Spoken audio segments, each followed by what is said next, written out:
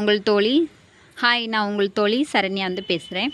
இப்போ நம்ம என்ன பார்க்க போகிறோன்னா 10th செய்யுள் பகுதியில் உள்ள ஞானம்ன்ற ஒரு பகுதி டாபிக் நம்ம பார்க்க போகிறோம். ஓகேங்களா? இப்போ இதில் என்ன போட்டிருக்குன்னா, இது யார் எழுதுனது? தீசோ வேணுகோபால். ஓகேங்களா? இப்போ இது கீழே நம்ம பார்ப்போம். இயக்கமே நுழையுமுள்ள இயக்கமே உலகம் நிலைத்திருப்பதற்கான அடிப்படைன்னு சொல்லியிருக்காங்க. இயங்குதலின்றி உலகில்லை, உயர்வில்லை. கடல் அலைகள் போல் பணிகளும் ஓய்வதில்லை. அலைகள் ஓய்ந்திடினும் கடலும் இல்லை, பணிகள் ஓய்ந்திடினும் உலகமும் இல்லை.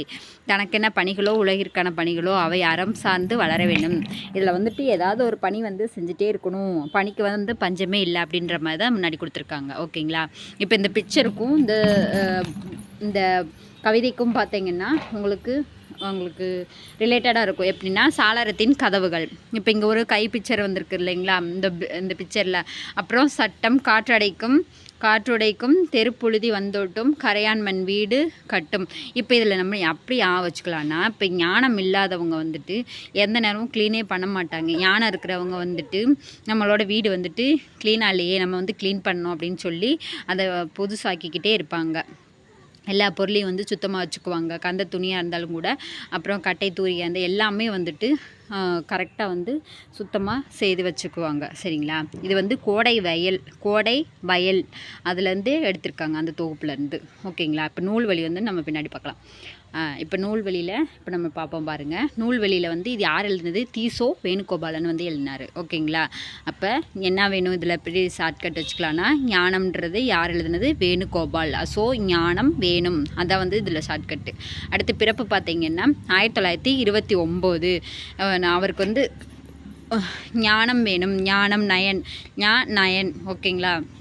நம்ம நயன் சொல்கிறோமா? அப்போ நயன் ஞானம் வேணுன்றது 2 எழுத்து இல்லைங்களா? வேணும் இல்லை 1 இல்லை 2 ஞானம் வேணும் அப்படின்னு சொல்கிறாங்க. ஓகேங்களா? இதான் பிறப்பு மேக்ஸிமம் இம்பார்ட்டன்ட் தலைவர்களுக்கு மட்டும்தான் கேட்பாங்க. நூலாசிரியர்களுக்கு தான் கேட்பாங்க. இவங்களுக்கு கேட்குறது ரேரு. சரிங்களா? இருந்தாலும் நான் கொடுத்துருக்கேன், நீங்கள் நோட் பண்ணி வச்சுக்கோங்க, ரொம்ப யூஸ்ஃபுல்லாக இருக்கும். அடுத்து பார்த்தீங்கன்னா படிப்பு. பிஎஸ்சி பிஇ பண்ணியிருப்பார், மெக்கானிக்கல். பிஇ மெக்கானிக்கல் பண்ணியிருப்பார். அப்புறம் பணி பார்த்தீங்கன்னா, கர்நாடகாவில் உள்ள மணிப்பால் நகரில் பொறியியல் கல்லூரி என்றில் உதவி பேராசிரியர் பணியாற்றியிருப்பார். சரிங்களா? ஞானம் வேணும்னா நம்ம கல்லூரியிலலாம் படிக்கணும். உதவி அசிஸ்டண்ட்டாவது ஆகிற அளவுக்காவது நம்ம படிக்கணும் அப்படின்னு ஞாபகம் வச்சுக்கோங்க.